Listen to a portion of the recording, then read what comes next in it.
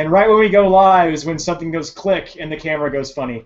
Ladies and gentlemen, welcome to Pursuitery.com. My name's Evan Jones. I'm the community manager for Pursuitery. Joining me today, Jessica. Hi. Amanda. Hello. This is our first Comics Geek Out, and we're stoked. Jumping up and down. Cannot believe how unbelievably happy we are. Thanks for all joining us today. Thanks for all of you joining us today. If you have any questions or anything you'd like to ask us, please feel free to tweet us at Pursuitery. You can see how that's spelled by looking at the magic of the lower third down there. And on the Geek Out today is Mickey, our summer youth ambassador, possibly the greatest diplomat in the history of Pursuitery.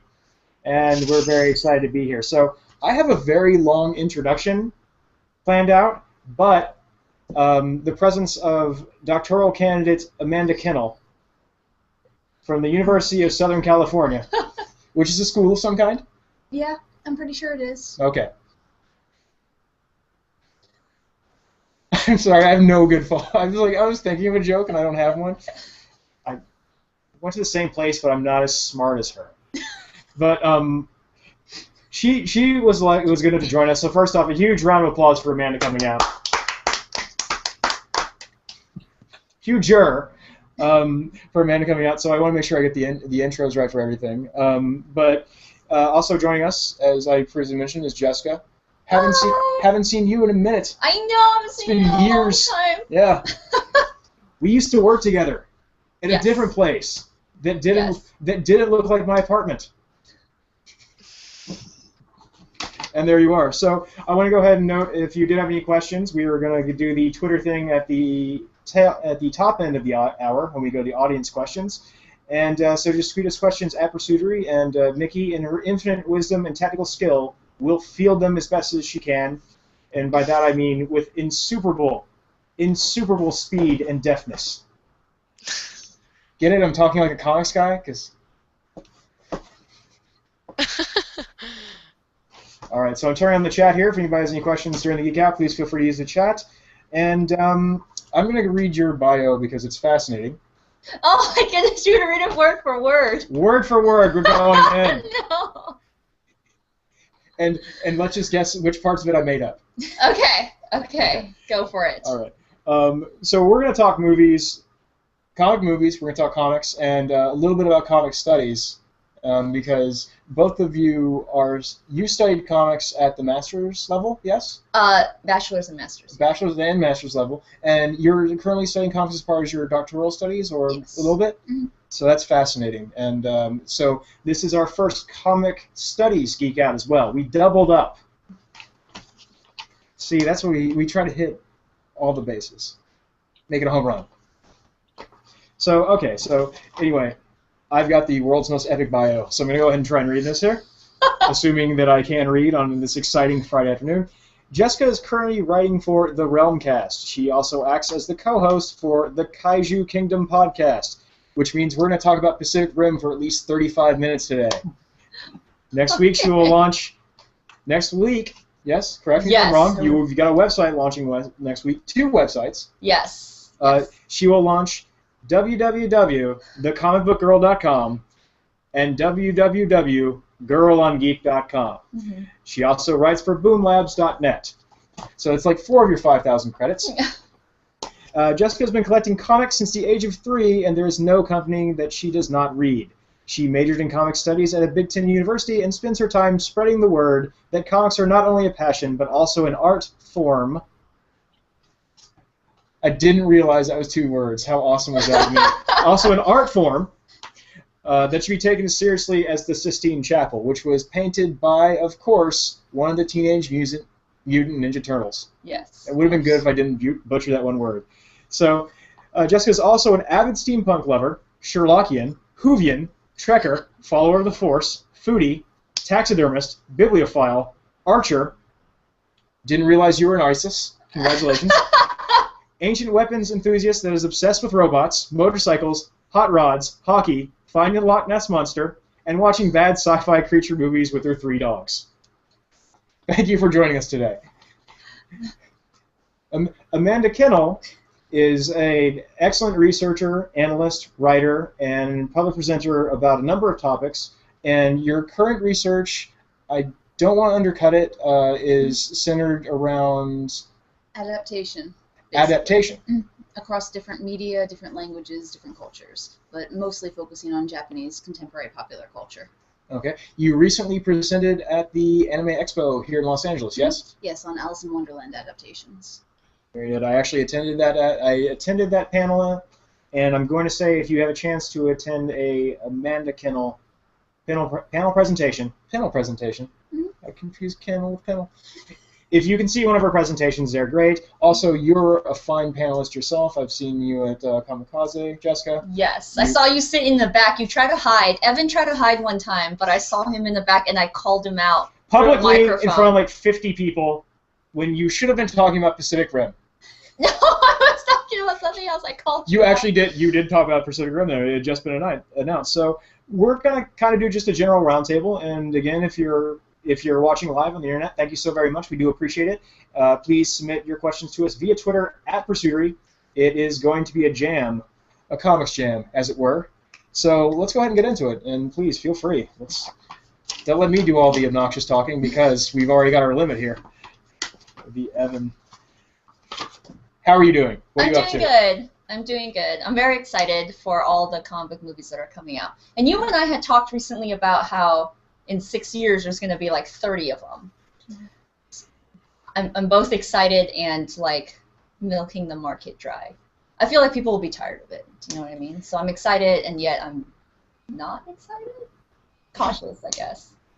Yeah, but I think it's a positive thing for comics, and I gotta say, like, we saw X-Men recently, yes? Mm-hmm. Oh god, it feels like forever ago, but I think those are like a positive thing for comic books. I know it's sort of, in my own opinion, I often feel like it's kind of the same story over and over again, or like the most basic story they can tell with those characters. But I think that's a really exciting thing, and it's also good for those companies that don't, you don't make a lot of money selling comics, but you make a lot of money selling comic movies if you do well. Mm-hmm. Yes, there was actually a study that they showed that the Nolan series made, one movie they made $1 billion, but not a single increase in Batman comic sales. Wow. Yeah, it was depressing. It was really depressing. But Walking Dead, people have been buying more and more of it. I think the difference is a movie is also once. You see it once or many times. But Walking Dead is always on your TV. You always see it, and so people are more inclined to go to a comic book store to buy it. You get that you see it over and over again. You get that familiarity with it, but that's also really common in. And here's the segue. That's also really common in Japanese animation and Japanese comic books. You get your weekly Shonen Jump, and then you turn on the TV and you see Gintama, Naruto, etc., etc. But back to the general question: how are you doing, Amanda? Pretty good. Thank you so very much for just like bumping out and joining us at light speed. Hey, I got lucky with traffic. What can I say? It's the first time anybody's ever said that in the history of Southern California. That's why it had to be said. Yeah, we're three historic firsts on Pursuitery today. The Comic Geek Out, the Comic Studies Geek Out, and Lucky in Traffic. Mm-hmm. And feel free to yell at me because I don't know how sensitive the mic is. And also because I kind of am always happy to see you, and it's always something that makes me want to yell. Yay! All right, so you have a site launching next week. Yes, the sites were already launched, but because I did everything myself, and I know nothing about protecting my website, it was just like inappropriate things would pop up. I'm sorry, kids, but inappropriate things came up. Yeah, 13 to 18 demographic today. Yeah, so inappropriate things came up, and so now a friend of a friend was gracious enough to know what to do to protect the site. Because, you don't want to wake up one day and all your stuff is gone, or it's other things. So it's, I would like to say, a grand reopening under new management, restaurant style. I know. It's just a redesign, that's all. Yeah, it's a major redesign, yeah. It's a major redesign that involved maybe a DDoS or two. Hey, sometimes security standards change, you just have to go with it. Yeah, and then you get trolls. Yeah, they're never going away. They are. Why are you looking at me? They're never going away, and she looks to her left.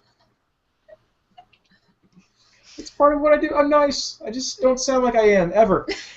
So, what are you both reading right now? Because there's a ton of stuff happening, and I know you're both bibliophiles, comics wise, and in terms of books that don't have awesome art, or less so much per panel.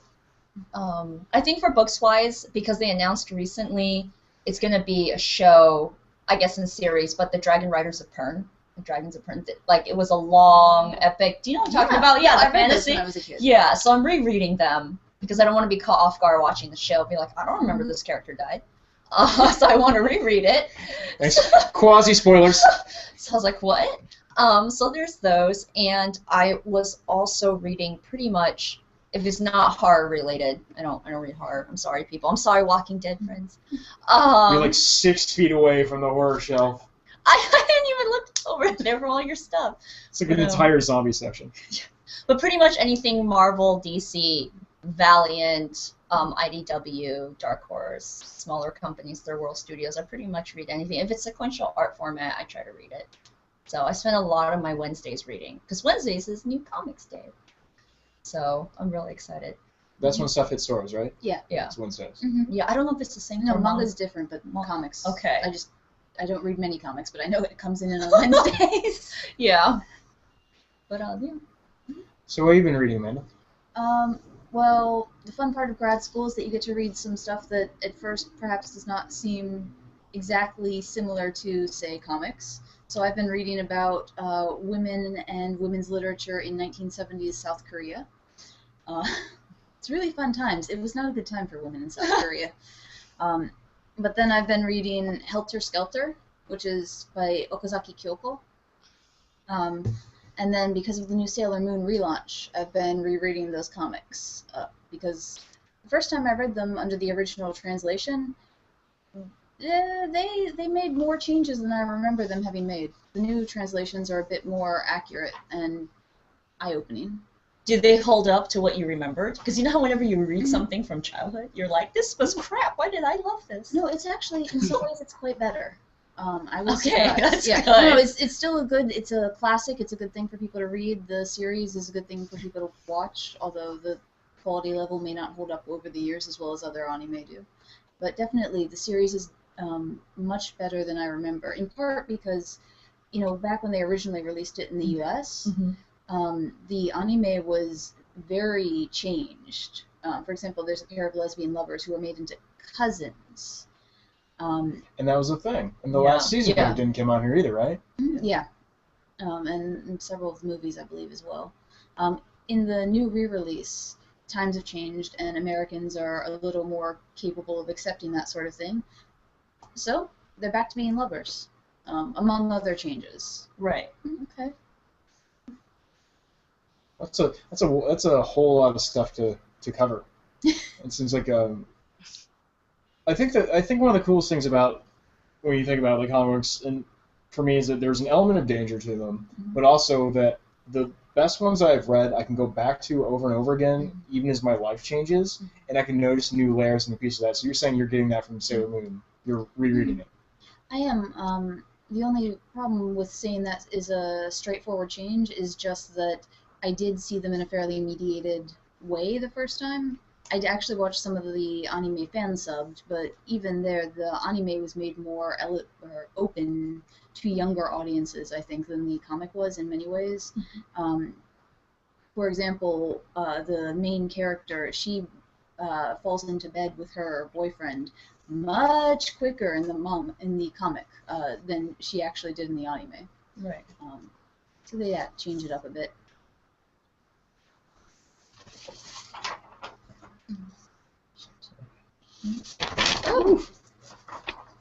We all made little sounds. We can actually, if we might see the candle that we referred to earlier this week. A guest was joshing me for having a candle out.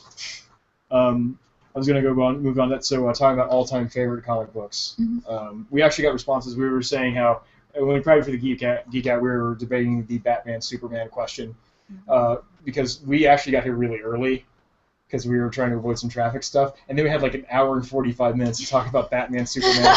And I think I should have just recorded that on my iPhone and upload that as an additional note.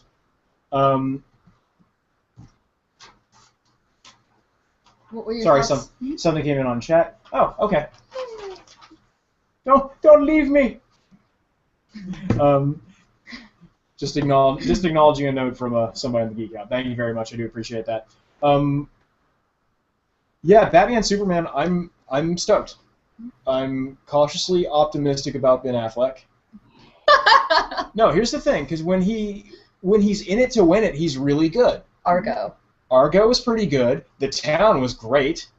And he's been in good some other things, but then you look at like Daredevil, and it doesn't really add up. It kind of seems a little too snide in Inside Game.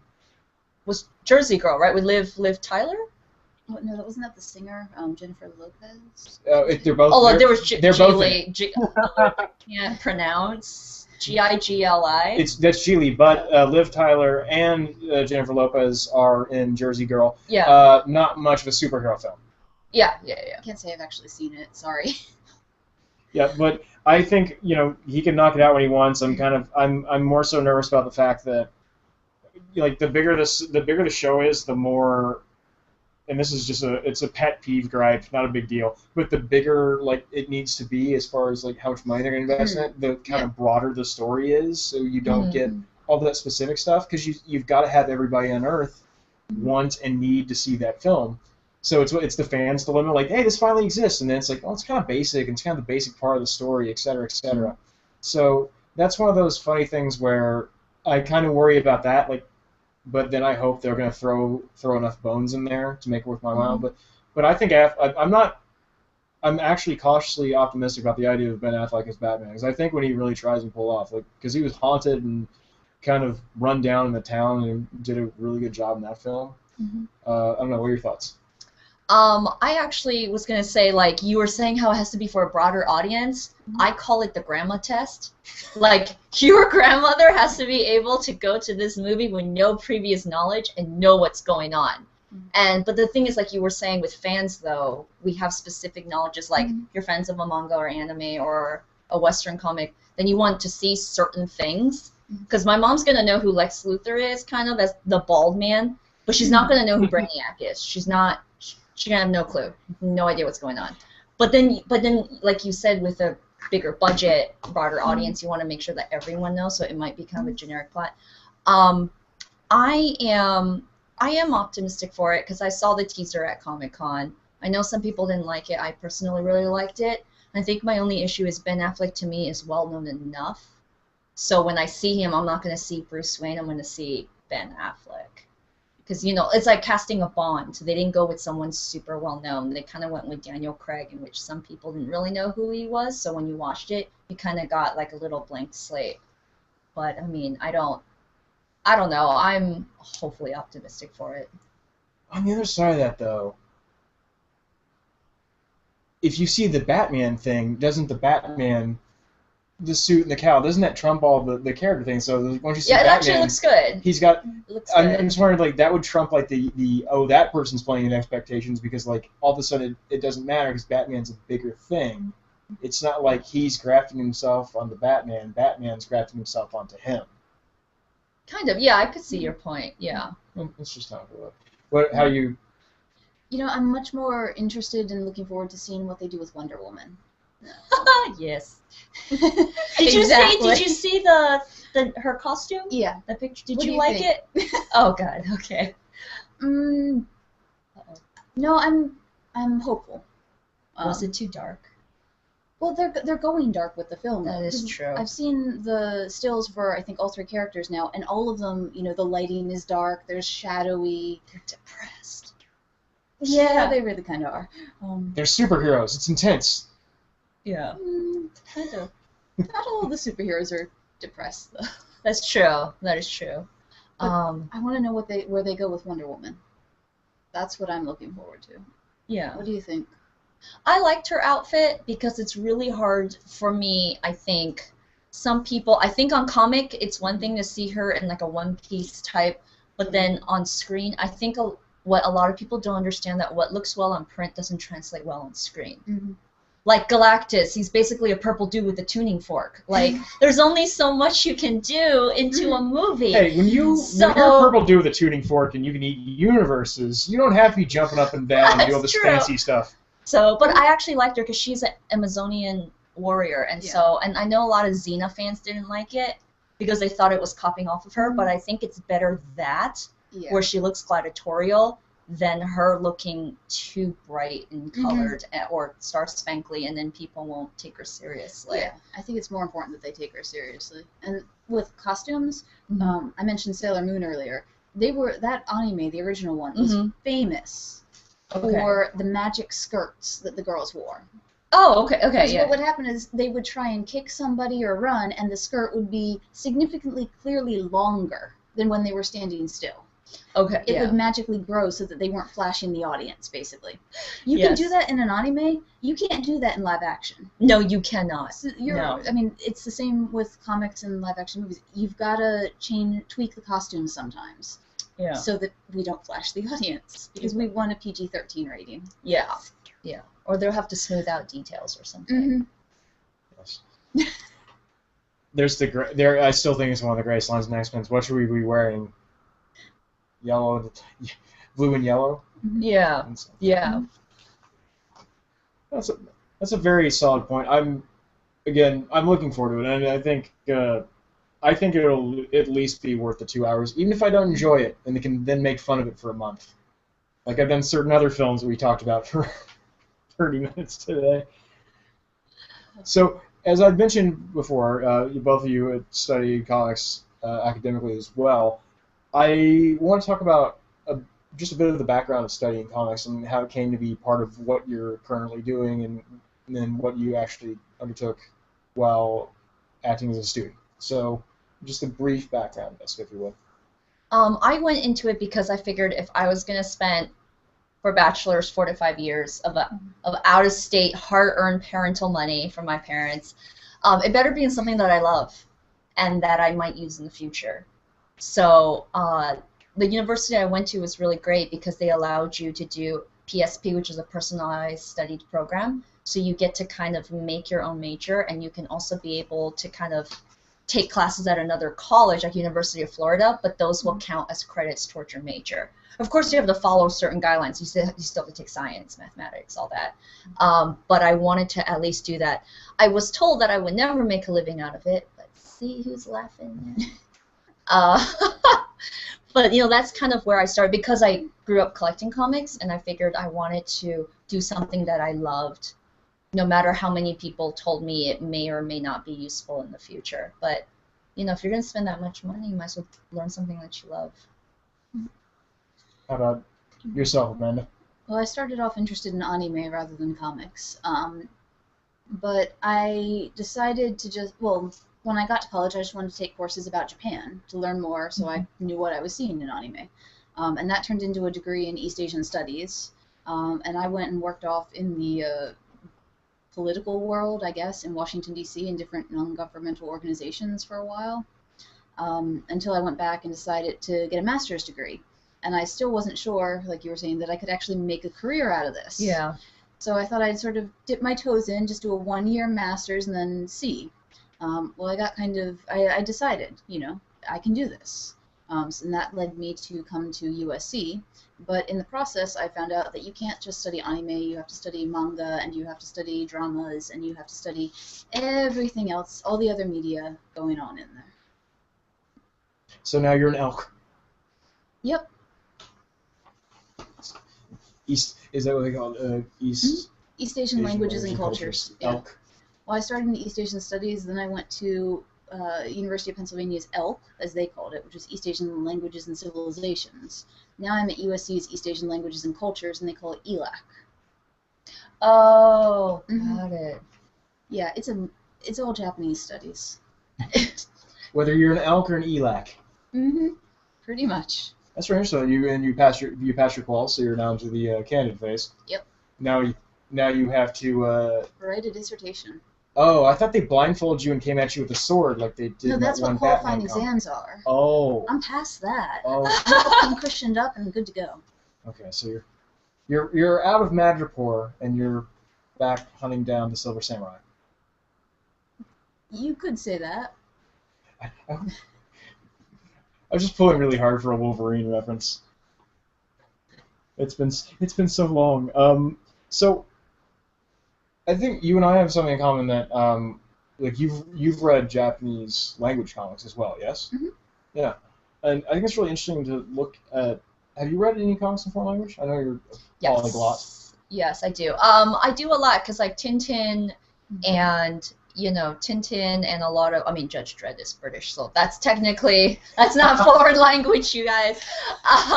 Your friends and neighbors. Yeah. Tintin and also a lot of the more like European, Australian. In Chinese we call them manhua, so it's like there's Chinese ones also. Korean comics are called manhwa, right? Yeah. They are, but they're spelled differently. They're spelled and pronounced a little bit differently. But as for manga, I would say I can only read them in English. So I am slower in that pace. Even I usually read manga in English, just because I'm one of those really irritating people who will stop every sound effect and try to translate it. And it just takes me forever in Japanese. Whereas I can read much more complicated prose literature a lot faster because there are no sound effects. And dictionaries just don't carry sound effects. That's true. That's what's great about some of the Dark Horse translations. It's like 20 pages of notes after the end. Yeah. Hi, Carl. If you're watching this, I will email you back. I promise. Great editor, nice guy. And no, it's one of those things you see like it's kind of become one of those things where bridges the gaps, though, right? It's really language studies very very commonly, and like, have you considered reading comics in different language? And there was way back going into Japanese studies. I remember there was Manga Gen, and I can't throw a rock when I talk to somebody who's reading without hitting somebody who's reading comics in a foreign language to kind of work on seeing that go because it's faster to parse. And it's really interesting to see it kind of bridge that gap. This is a fun place for it, and also like there's a lot happening in it, so there's a related subculture as well. So you get that kind of secret club feeling maybe going on, which is a big part of fandom, I think. Yeah, it is. It's talking about the films, and you see like, oh, well, the story's gonna be really broad. Well, that's because the story translates well. If they decide to make it and they can script it out right, yeah, it's a broad story. We're talking about archetypes and things like that. Just a fancy word for basic templates of narrative studies. Kind of undercutting that a little bit, but So with that said, what are you reading right now that you think is going to hold up in a while? Like, what's really blowing you away? That's going to hold up for a while. Or what do you just enjoy? How about that? I think a lot is actually Guardians of the Galaxy and Rocket Raccoon, because now that the movie came out, I think that was a very underrated comic. But now that people know, they are going to a little bit Rocket Raccoon had his own comic, #1, that kind of came out recently. I also think it helped with the boost of the movie. It was like one of the top selling comics, and when I was young, I never thought I would see a talking violent raccoon be so popular. It makes little Jessie happy. But those are things I think that will stand up over the test of time. I mean, obviously the obvious ones are Superman, Batman. They'll always, even if they have their downs, like this plot is terrible, it's still going to hold up because it's Batman, Superman. But for something or characters that I never thought would become classics over time, Guardians of the Galaxy, I think, will hold up at least until all those years are done and all those 30 comic book movies have come out. How long did the original Guardians of the Galaxy run for? Like, that comic has more history than I thought it did. Yeah, they have several reiterations of the team. So, started out in the 70s and then it stopped and then it came back. And so it has different... The raccoon was not always part of it. Rocket and Groot were not always part of the story. So you mentioned reading Sailor Moon, which is like classic status, and regularly on the bestseller list, if I remember correctly. Like it's. Oh yeah, quite regularly. That's definitely going to be a classic. I've also been reading Persepolis, which I think is definitely going to be a classic as well. Yeah. If it isn't or hasn't already earned the status. Yeah. Did you have to read Mouse for history? MAUS. It's got it's like a cover Art with Spiegel. like Art Spiegel. yeah, by Art Yeah. Spiegel. Yeah. I don't think I've actually read that one yet, but it's on my to-read list. So you've read it? Yeah, I've read it. It's like every history class. 2 parts and crushing. great. Mhm. It's great. Mhm. Yeah. Now, you mentioned earlier you were talking about The Walking Dead and what gets people into comics when they see TV shows versus movies. Yes. But I was wondering, another difference between The Walking Dead and, say, the Batman and Superman films is that Batman and Superman do have that long history. So people can't figure out where to jump in. Do you think that's going to be a factor in Guardians of the Galaxy, something like Guardians of the Galaxy, where there are multiple teams and new consumers who don't know that much about comics might not know where to jump in? I think people are gonna not have too much of a problem because I think they're gonna jump in at the characters where they feel comfortable, which is going to be Rocket and Groot, and obviously Peter Quill and Gamora and Drax. So, and they're more recent, so I think they'll have less to catch up. Somebody like Batman or Superman has pretty much always been Bruce Wayne and Clark Kent, meaning they don't know if they should start from 1939 or should they just start now. And then there's the New 52, which rebooted the whole universe, so lots of people found it easier for them to start there. But it's kind of like Doctor Who, because we're talking about British TV earlier. People don't know where to start with Doctor Who, so X-Men. No, seriously, it's on the list. It's on the list. The various, all these various backstories and all these histories. Like, I mean, I know when I go to see an X-Men film, I'm going to get some of the major stories just because I know those are the ones that work the best, and also it's not going to be like, okay, well, here's a couple years where we're going to have these characters that you don't really know, and there's some background, but you're kind of going to work it in, You hipped me to one character's background. Thank you very much, Scarlet Witch. Appreciate it. Pound it out. Boom. You know your own strength, man. You're a superhero yourself, but that's so intimidating to look at. You walk in and it's like, Doctor Who. There's 40 years of it. Yeah. Yeah. Because for their 50th anniversary, I had a lot of friends who wanted to see it, but they were like, "Where should we start?" So I gave them like a truncated version, and I was like, "Just start from there. Move on. You will totally understand what's happening." They kind of did. But now that they have time, they're going back to start from ones. And Stairs defeat robots. That's basically it, right? And phone booths are magical? Yes. These call boxes, not phone booths. Sorry. We work on Pursuitery. We're doing these summer programs with the Los Angeles Public Library, and I went to go drop off some flyers there, and one of the librarians looks at me. "Hi, Celia. Hi. Are you into Doctor Who?" And I'm like, diplomatic Evan. No, but many of my friends are. Back of my head, Evan. No. And now, of course, every time I see her, she's cracking Doctor Who jokes at me. I will eventually look at some of it, I promise. I do promise. But how do you get started, though, with all the big comics and like those big series? Well, I'm actually surprised that people have trouble jumping in, because everyone that I know, pretty much, who started, they started with Chris Eccleston. The new Doctor Christopher Who. Eccleston, yeah. So they started there, and then they went forward, and then if they really liked it, they went back. But that, I feel like, because there was such a long break between the TV series, that helped. And also because there was no BBC America when the old TV series was on. Yep, PBS. Mm-hmm. Oh, PBS, I miss that channel. It's still there, right? Yeah, it's actually really good on the East Coast. Yeah. But, I don't know, I think it's just, like, I don't know how people jump in manga, because I know you have something like Conan, like the little boy detective. Those go on for a long time. Or, like, I have friends who say, like, anime shows, like, they just, episodes and episodes, they're like, it never ends. So I feel like I understand when they say it's kind of daunting and they don't want to jump into something. So the time commitment and it used to be a rarity. You see a show go over like 100 episodes, and now like I can name 4 or 5. Oh, easily. Yeah, and that's still kind of mind blowing. Like, well, one of the things that we don't do a good job of in the U.S., I feel, is understanding what the targeted age range is for different anime, or also often, particularly with manga, people will say that something is aimed at young girls or young boys, and it's not. It's intended for both boys and girls, or it's intended for older women, or something like that. But you mentioned Detective Conan. That's aimed at a much younger audience than the people that are consuming it in America generally. Right. For example, we were talking about Attack on Titan earlier, which you've seen or read some of. Mm-hmm. You would not have the same person necessarily reading both of those.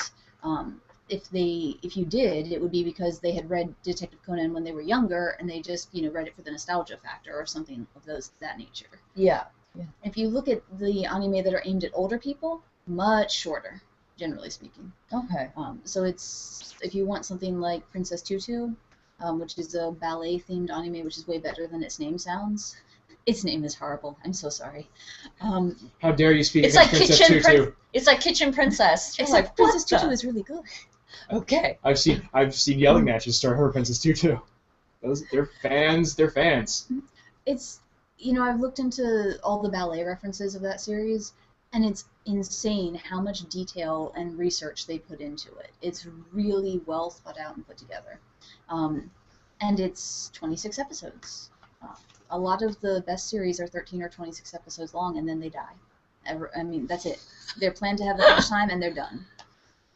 Oh. There's one, actually, it's called Otogi Soshi. That name doesn't really translate. It's a specific type of fairy tale. When they were storyboarding that out, they had gotten the funding to do 26 episodes, but they told the story they wanted in 13. Okay. So they were too far into the production process. Right. So they just made it in 13 episodes. And the setting was about 1000 AD. Then for the last 13 episodes, they reincarnated everybody into today's Tokyo. Oh, that's really awesome. That's crazy. You might think that it's kind of weird. But you can see that, really good stories, they don't necessarily take 100 episodes. Yeah, the tell. And that one is a really good series. The second half kind of gets a little weird, I'll be honest. But you've got to give them credit for having the artistic vision and carrying it out in the best way they could. So, jumping back into the other side of the fence, because we were talking about The Walking Dead, and this sort of relates, there's a number of new TV series coming out, right? You got Gotham coming out.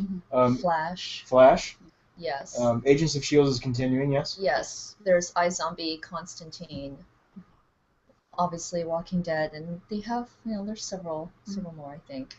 But those are the big ones that people are really excited about. But as somebody who's worked in the industry and is close to it and follows it, do you think this is viewed as a positive element, yes? I think so, yes. Especially for DC, it's a positive element. And specifically for comic sales. That's what I was wondering about. Because we talked about how the movies didn't necessarily... Yeah, because you pretty much see it once. It's a whole family thing. It takes... It's $18.50 for, a ticket now, times, 5 family members. Your TV is, I wouldn't say free, but it is what you pay for. If it's cable, it's, it's there. So you can rewatch it and you can record the show over and over again. You can't... Until the movie comes out on DVD, you're going back into theaters, and no one's going to spend that money. And then, also, consequently, you have no money to buy comics. But, with that, I'm hoping DC sales will boost because of Arrow, which is another show that's coming back for another season, and Flash, and Constantine, and iZombie. Because Constantine, the movie with Keanu Reeves, did what it did. I personally don't have too much of an issue. I know some people do.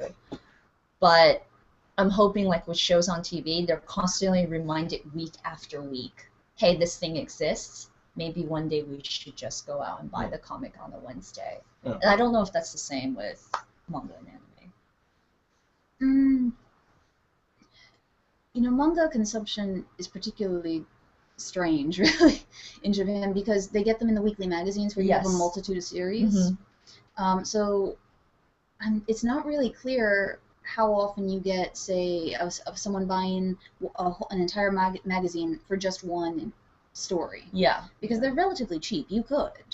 And then on top of that, later they come out as graphic novels. So you do get a lot of repetition in the market. But at the same time, if you have a series that ends in, let's say, 2 years, 3 years, which some of them can because some of those magazines come out monthly, they may never get sold outside of used bookstores again. Okay. Potentially, if they don't sell too well. Because there are so many manga on the market, and only a small fraction of them get made into anime. Yeah, they do. Yeah, I always look forward to the graphic novels, and then I wait till they're in color, but then they're $24.99 for something that big. Yeah. Oh, but yeah. Amazon sales. When I see stuff from Vertical, is Helter Skelter a Vertical book? I think so. Yeah, this is a vertical book. Yeah. Vertical Press puts out a wide variety of books. There's a bunch on my shelf over there. A lot of them are, I think the majority of them are manga. Yes. Yeah. Awesome. Great job. Salute to all the Vertical team. Really, really, really good stuff, and surprisingly affordable considering the quality of the storytelling and whatnot. And they're usually excellent put together. But price points. It's a big deal with comics. Like for me, I can't collect individual comics anymore. I've got to go for the big collections and whatnot because the price of those have come down.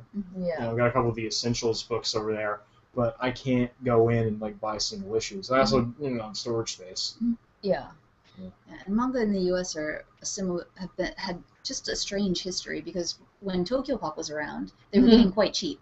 Yeah, yeah. And then some other companies came in and they did more expensive, and Tokyo Pop went out of business because they turned to movies. And then the price sort of jumped back up a bit. But at the same time, some of the price increase has been due to companies like Vertical, where they're bringing out these classic books that you have to charge more for because they've been out for a while. There are people like me who could have read it in Japanese and would have because they are classics. You mean Brainiacs, like you? Be real. Oh, no. I've never That's been... comics, doctor, to you. Sadly, I've never been one of the people who really got into it and was doing scanlating and things of that nature. But there are people all over America who did. Killing the industry. Yeah. Well, that's also what's interesting though is you bring up a really cool point, and I always wonder if there's anybody has any thoughts on it. Please let us know.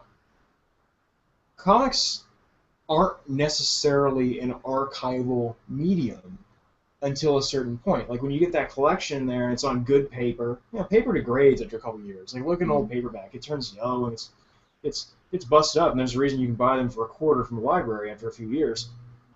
But you look at some of the Vertical books, and they're on like good acid-free paper, and they're going to stay for a while. They're hardbound and they're collector's editions. Whereas like I have stacks of comics in that next room that I bought overseas when I was visiting. Just thought it was cool. They're like 3 for 100 yen. Imagine comic books this thick for 3 of them for $1. That's essentially what that happened. But they are showing their age. Like. So that's that archival side of it, but at the same time, it used to be a collector's market about I want this old comic book that's really expensive.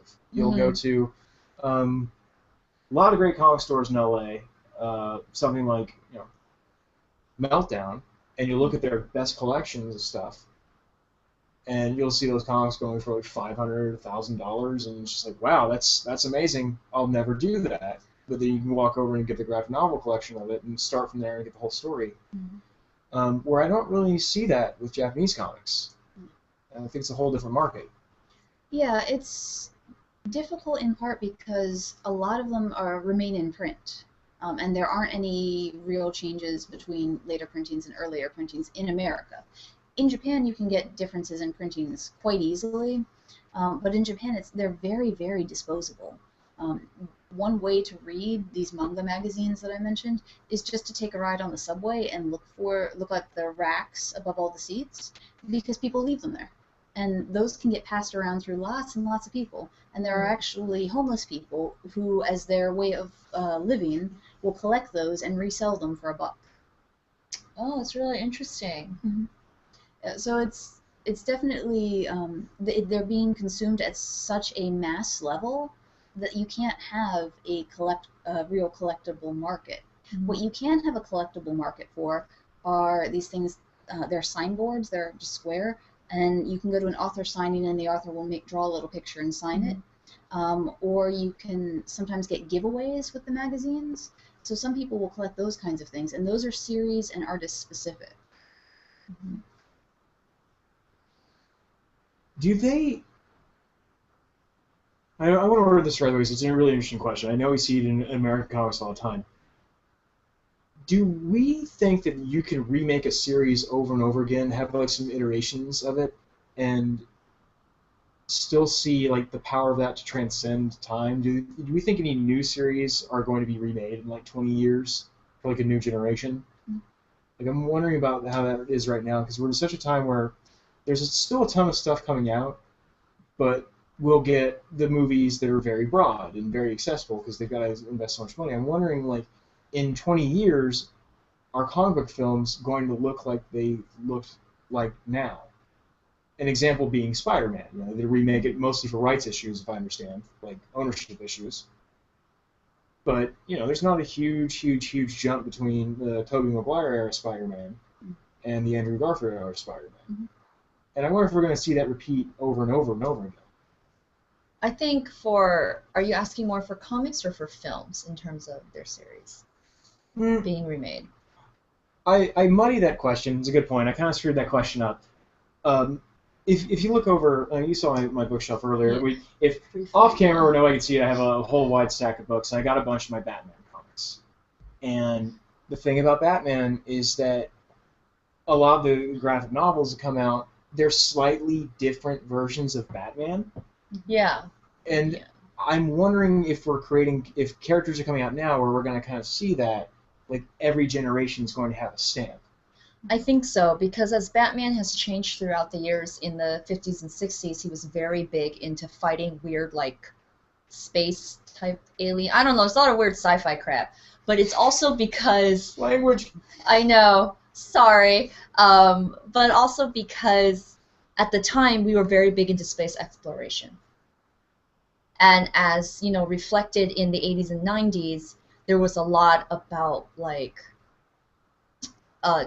I would say like drugs, you know, like certain disease like HIV was coming out. You know, you have like the beginning of current. Yeah, it was current to the times. I think comics is a great reflection of current events, and a lot of people don't really see that. But comics are a reflection of the current event at the times, because now, just like the movies, people may not like the 90s movies of like Batman Forever and Batman Returns, but I'm sorry, not Batman Returns, Batman Forever and Batman and Robin. People don't like it, and they say, like, you know, they screwed up the Batman franchise. But in a way, I saw them as a reflection to the wonderful 90s comics where you got foil covers. Neon and, like, everywhere! Like, neon everywhere, and it's, like, holographic prints. Like, it's kind of a reflection of it. But now we like things that are a little bit more, I wouldn't say emo, but, like, dark and broody and angst. And we've got the Nolan films. And the new Amazing Spider-Man, he's a little bit more, I mean, when he's in costume, he's real happy and everything, but he's a little bit more angst. He just worries about, like, Richard Parker, about his dad, and it's, a lot of things weren't, you know, really reflected in that, in, like, the years before. So I think, like, we will see many reiterations of more classic characters, Superman, Batman. Reflecting X-Men. These times. Yeah, reflecting these times. So right now we're, sadly, in a dark period. I know Avengers was pretty bright, so, you know, you do have the opposite. But I think maybe in 10, 20 years, it'll be something very different. If suddenly we freak out about global warming, we're going to see movies or TV or comics where Batman's very concerned about the environment. There's going to be Mr. Freeze. Yeah, and Poison Ivy. You're going to see a reflection of current events. So I don't think it will ever get boring to say. I think people are more bored about, and we talked about this earlier, same plot line, same plot devices, not so much current events. I wonder if my question is more about, like, are we going to see characters today that we're going to see that kind of attitude come on, that kind of viewpoint. In fact, like, is somebody creating, there's so many comics coming out, so obviously I'm speaking from a point of ignorance, this is me being a noob, but characters are out right now where in 10 years we'll see a slightly different version of that character, or a character that is 10 years old in new cultural circumstances. I mean, I know that's kind of a highfalutin question. It's a very astute take on that, because you look at the times and how the character changes. It may not be the character changes, maybe the surroundings of the character. But I'm just wondering if we'll keep seeing, like, the next iteration of Wolverine for the circumstances and the surroundings, or the next iteration of Cyclops, the next iteration of Batman. And that's cool, but I was always wondering, like, if new fans are getting something that they can feel is their own. Like, I came up with this character.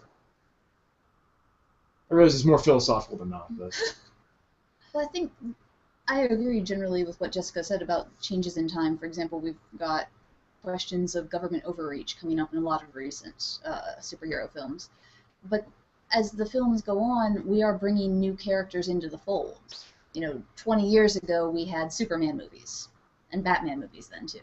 Now we've got, the Raccoon Rocket. Yeah. I think you're not going to find people now who grew up, or as many people who grew up with, Raccoon Rocket and those kinds of characters. But 20 years from now, that's going to be theirs. Or that's going to be today's younger people's character. Mm-hmm. And they might empathize a bit more with him than Batman or Superman. There's room for growth and change as we go on. And hopefully we're going to get more female characters who actually get their own films. And that, I think, would actually open up a lot of space for young women. That they would be able to grow up with female characters more than other age groups of women have. And I think it's also one of the cool things that appeals to people that, if you want to find more varied female characters and whatnot, that's like one of the appealing things about manga. Because you didn't have to really spend a lot of time looking for really interesting and nuanced characters in the world of manga. Because for me, with comic books, I can see there's a certain level. I wanted more detailed stories, or I wanted stories that reflected my life since I was out of my teenage angst period. I'm not really out of my teenage angst period, don't worry. But I want to see that. But I also want to see how that was affecting people whose lives were different from me. So I wanted to kind of see that world open up. So yeah, that's a good point. I do think even the characters may be different. Or characters may be even older.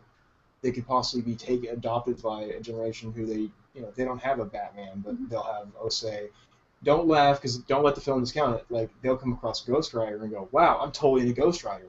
This character's dark and awesome. Yeah. Another thing to think about is the growth of non-white superheroes, because comics have come a long way in that department, and superhero movies are also sort of pushing that envelope as well, as we saw in Captain America. Falcon. Yeah. So we're going towards, I think, more inclusive movies in a good way. Yeah, because Blink was in Days of the Future Past. She's played by an Asian actress, Fan Bingbing, and she actually accidentally let it slip that she has signed on to 3 or 4 more movies. And she was a great character that was underused in the movies, as you guys saw. But the thing as was Bishop. Yeah, as was Bishop. Yes, and many of the characters that were present in the future. But I felt like that was good because you'll never know. You'll have that one little Asian American girl who saw that film, and she can't relate to Black Widow because she's not, red-haired and Caucasian, but she can relate to Blink, and then now she gets to see her reoccur in various films, in the X-Men franchise, and then I think that from there she'll, she might grow up to love the comics and, start from there. And it's not tied to comics, but once actors do get their sort of reputation made as a superhero or superheroine, there is space to go and do a different kind of movie. We saw it with Tomb Raider, where Angelina Jolie kind of got her chops in and she proved to people that she could be a superhero, and then they started making films that they put her in with new heroes, like Salt, and now we've got Scarlett Johansson and Lucy. Yeah. So there are new. Did you just defend Lucy? I haven't seen it yet. Well, Morgan Freeman. Just found out that Scarlett Johansson's in this movie. I don't sound a bit like Morgan Freeman, do I? Mickey had to take off, but I always talk to Mickey in Morgan Freeman voice. I knew who you were doing. Yep. Thank you. Well, Morgan Freeman. But yeah, so the actor gets to expand. Yeah. Once the actor, I think, particularly for women, but also to an extent for men as well. We were talking, I don't remember if the mic was on or not, about Tom Hiddleston trying out for the role of Thor. Yes. Tom Hiddleston being? Loki. He was Loki. He played Loki. Yes. I think you're one of very few people who don't know. I know! I was so I don't know if you noticed there's a mic and there's people just trying to... I can take being laughed at. Only by you. Nobody else. Ever. Does that mean that we have to laugh more to make up for No. everybody else? Yes. He was only Thanks for looking joining at us, you guys. when he said that, though. He wasn't. Well, I did say only you. But You you were be looking plural. right. You were looking right. Yeah, I know. Maybe I was, maybe this I was wasn't. a royal pearl. But no, take the he played. Okay, so Tom Hiddleston. The point is, Hiddleston. Hiddleston. Hiddleston. Yes. I can finally hear you. I'm watching Just- Michael and I try to look. Wait, you can hear me when I laugh at you. Is that it? I can hear you now that That's you're really- defending Loki, which makes me think possible Tom Loki fan. Tom Hiddleston is a great actor. Yeah. Do you like Loki? Are you a Loki fan? I didn't get to ask that earlier. Yeah, sure. He's a great character. Yeah. I mean, He's- realistically, he's fun to well done. watch. Anyway, more importantly, though, perhaps. So Tom Hiddleston made his sort of proof in that film that he could do, okay, not superhero, but supervillain, which for all intents and purposes, it's kind of the same thing in terms of casting. If you can play the one Well, they're both gods in Norse mythology. demigods, dear. Yeah. Ooh. I'll leave it to you. You're the doctoral candidate. Not in this. But yeah, so once actors can prove to audiences and to producers that they can do an action hero or heroine, they can get more roles. And it will be more likely that films will be made in general as long as the people making those films think, oh, you know, I talked to Tom Hiddleston, I talked to Scarlett Johansson at a party 5 weeks ago and she was in between films. Let's make her a superhero movie. Or, you know, she'd be perfect for this idea some random person just gave me. Yeah. The more opportunities there are, or more options there are available, the more films will ultimately get made. Yeah. Because I also think they always make fun of, like, between Ryan Reynolds and Chris Evans, they've done so many superhero-like movies. They've done, like, Push. I have a hard Chris time. Evans I have a and hard Push. time though when a superhero actor jumps between worlds.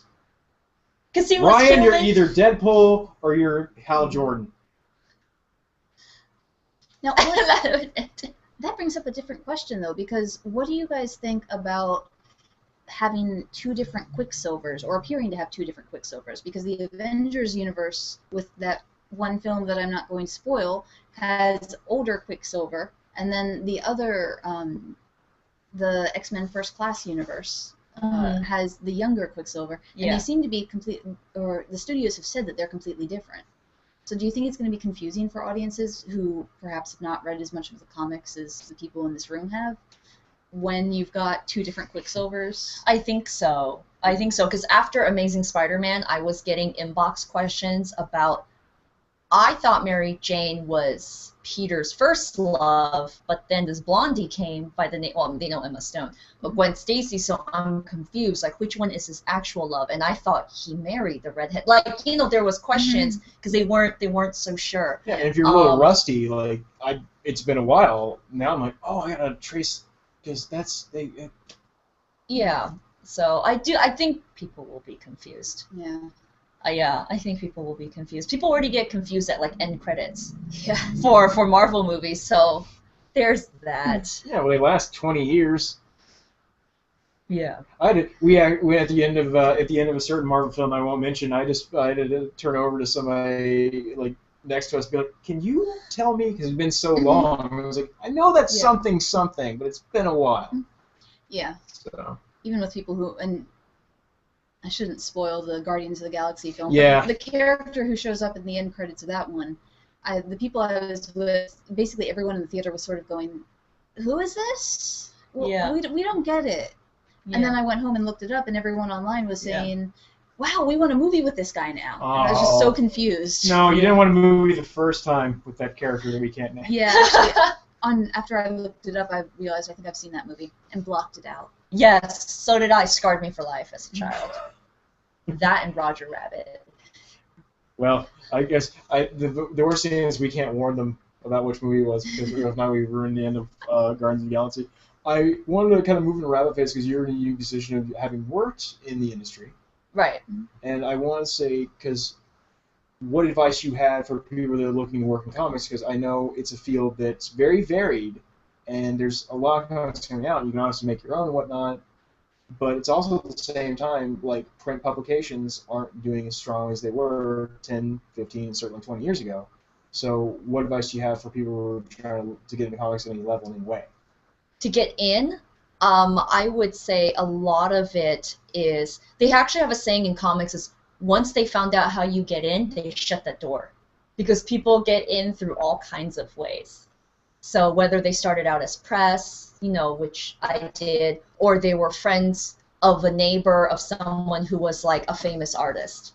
Anytime you get into comics some way, they always find a way to shut that door and do it. So I would say, always, I wouldn't suggest doing it at San Diego Comic-Con because it is a huge cluster of people and it's just too hard. But if you go to smaller conventions, it's very important to network and get to know artists and writers and editors and as people, not so much as like a fan struck, because they get that kind of a lot.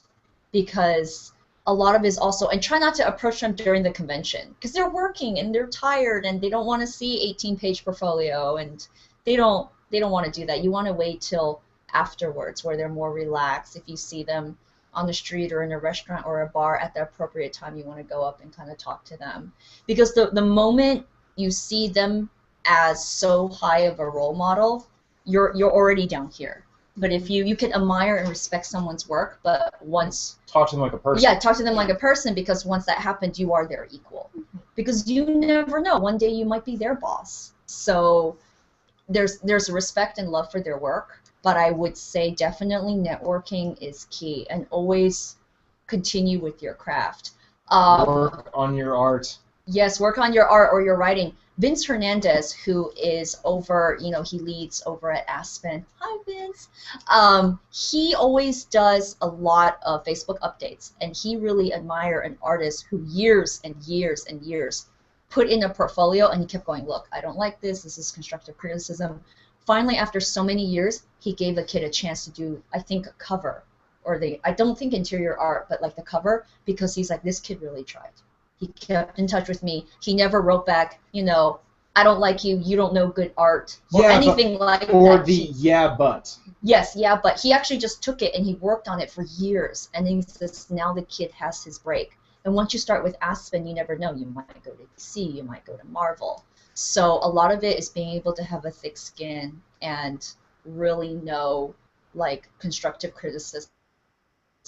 And really take it to heart, and also get multiple opinions and keep working on it. You were saying? Yes. Because I meet a lot of people who are like, I do this, and it's like, how come I never see you doing this thing that you're always telling me you're doing? Yeah. He says as he looks over at a manuscript he has to. Yeah. And would you recommend, like, obviously having business cards and having an online, portfolio that people can look at? Something. Yes, like business cards, online portfolio, because they're always really big. Fortune favors the prepared. Yes, and people also look at your DeviantArt page, but a lot of it is don't meet someone and then be like, could you hire me? And just look at my art. They feel like they're being used.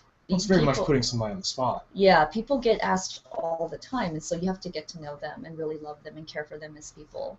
I think that's really important. Well, and I think that the first time you actually, when people don't talk about this, the first time you get hired on to do something, understand that you're doing it. Like, it's great that you're there, but it's time to knock it out. It's like, don't get too lost in it. Like, I couldn't believe the first couple weeks when I got back to school. The first couple weeks I was in university, I was like, oh my god, I'm in university again. Then I realized, like, let's be really, really serious about that. Within the first 2 hours, I just had that game face on, to the point where it's like, you can relax a little bit, because I was so nervous, because I was convinced everybody was gonna be like smarmy or better than me, that I wouldn't be able to compete. And when I realized, like, this is here what we're gonna do, and you treat it like something you're gonna refine and work on, and if you're constantly working on your art and you're able to take criticism, it's the hardest thing to learn how to do, is to take criticism. Yes. And understand what real criticism is versus, I don't like this. Yeah. I don't like this isn't real criticism. If you've got somebody editing a paper for you, somebody like going over your drawings or your art or something going, and they're just like, I don't like this. That's not real criticism. Yeah. But, okay, the grammatical structure here is a little bit garbled. I don't quite understand what this sentence is trying to say. What were you trying to express? That's great. That's awesome.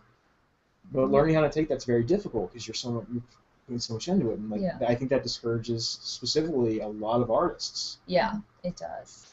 Yeah.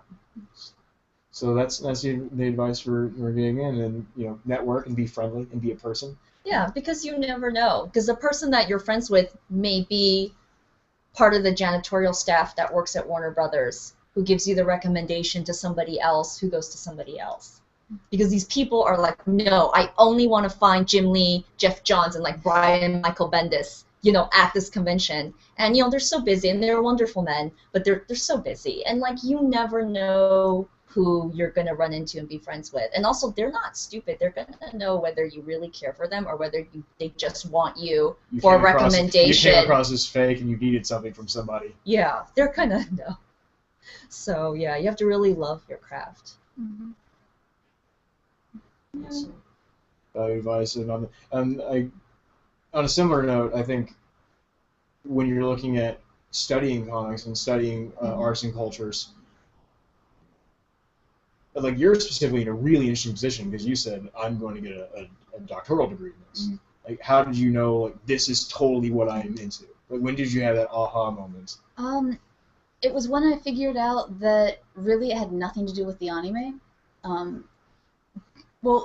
My degree, after I get it, I will be qualified to do things like translate comics. I could totally do that. I could translate manga. There are people without doctorates who can translate manga. It's not what I'm aiming for. This degree is really to be a professor. And I was looking at different careers, and I was working in educational nonprofits in Washington, D.C., and I realized I like the educational aspect. I like teaching. Oh, places like Pursuitery.com. Yes, exactly. Hi, bosses. And so I went for it because I wanted to be a professor, and it seemed a natural merger of my interests, my academic interests, and my career interests. If you just have the academic interests, if you just want to learn about anime, manga, comics, you probably don't want a doctorate, because you're going to spend a lot of time learning about it and learning how to analyze and read comics, when really what you're going to be doing in class is reading books like Scott McCloud's Understanding Comics, or listening to lectures by people like myself. Awesome book. Mm-hmm. That is a great book. Yeah, I wanted to make sure I had on the table. So, Scott McCloud's Understanding Comics, definitely a great book if you're into sequential art studies, as it's Yes. And the nice thing about that is that costs, what, $25? This was used. It was like less than 10. There you go. Grad school, way more expensive. So you have to balance what your career goals are and what your interests are. Mm-hmm. Because I know people who do similar things that I do, but they do it as a hobby. Yeah. And that's because that's how it fits into their life. They don't want to sit down and have to argue with professors about very complicated issues related to things like, how much of the story takes place in the gutter between panels of a manga. They're just not that interested in that. Or they don't want to talk about existentialism. You got to do that if you're going to get a graduate degree in this. So it's a balance of interest and career. And that's something everyone has to figure out for themselves. There's no one answer that fits everyone. But, and my last question for wrap up, is it still fun for you? Do you still enjoy it? Yes, I was actually do a follow-up. She is very correct. Whether you're doing it as like a professor or doing it as a career, a lot of people, they love comics because you get to see what you get at the end of their hard work. How the sausage gets made? Yeah, but you don't actually go through it. So one of two things happen. Well, three things. Either you love it. I said you love something when you know, even though it's a bad day at work, it's still a good day to you. But one of two things, of the more negative things happen, they either found out it's so much work to get a comic made and the magic kind of pops, or they meet a role model or an idol and realize that he or she is not a person that they thought was in their mind. And so they become a little bit saddened, and there's a burst of bubble, the magic is gone. And so I think you have to really love it to pursue it.